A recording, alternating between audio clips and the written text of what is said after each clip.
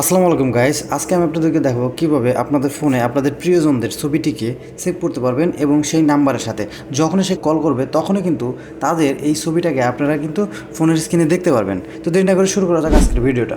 শুরুতেই আপনাদেরকে আপনাদের কলিং যে বাটন আছে সেই কলিং বাটনে চলে যেতে হবে। কলিংয়ে চলে যাওয়ার পরে এখানে উপরে থাকা 3 ডট মেনুতে আপনাদেরকে ক্লিক করতে হবে। 3 ডট মেনুতে ক্লিক করার পর উপরে থাকা কন্ট্যাক্ট অপশনে আপনাদেরকে ক্লিক করতে হবে। এখন আপনাদেরকে আপনাদের ফোনে থাকা সকল কন্ট্যাক্ট লিস্ট এখানে দেখা যাবে।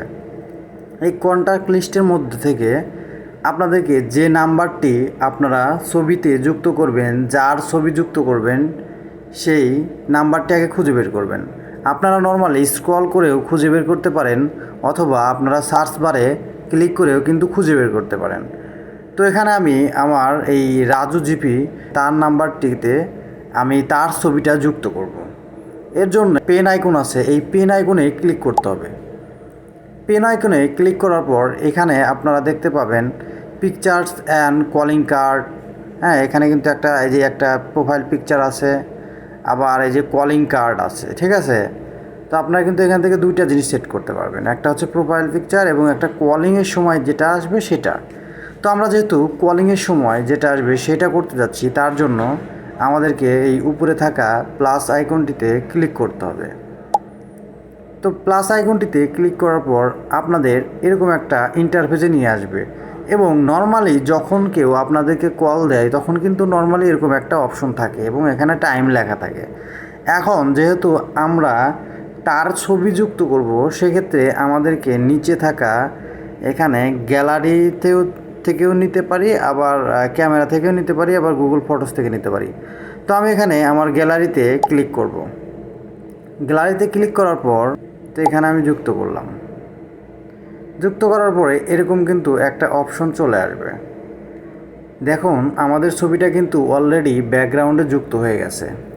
এখন আমাদেরকে কি করতে হবে, উপরে থাকা এই যে ডান বাটনে ক্লিক করতে হবে। ডান বাটনে ক্লিক করলে কনফার্ম করতে হবে, কনফার্ম অ্যান্ড ক্রপ। হ্যাঁ, কনফার্ম ক্রপ করলে প্রোফাইল পিকচারটা সেট করতে বলবে। তো প্রোফাইল পিকচারটা সেট করার জন্য একটু নিচের দিকে স্ক্রল করে আপনাদের যে মুখটা আছে সেই ফেসটাকে মূলত ফোকাস করে এখানে নিচে থাকা যে সেট অ্যাজ কন্ট্যাক্ট পিকচার, হ্যাঁ এখানে ক্লিক করবেন। তো ক্লিক করা মাত্র এটা কিন্তু আপনাদের পিকচারটা কিন্তু সেট হয়ে গেল। তো সেমভাবেই কিন্তু আপনারা করতে পারবেন। এখন উপরে থাকা আমাদের এই যে সেভ বাটনে ক্লিক করতে হবে। এখন যদি ওই নাম্বার থেকে আমার ফোনে কল আসে তাহলে কিন্তু এখানে তার ছবিটি ভেসে উঠবে। তো এইভাবেই কিন্তু আপনারা আপনাদের সেই কাঙ্ক্ষিত প্রয়োজন অনুযায়ী যার নাম্বারটিতে আপনাদের ফ্রেন্ড হোক বা বাবা মা হোক, হ্যাঁ সবার নাম্বারটিতে কিন্তু তাদের ছবি যুক্ত করতে পারবেন।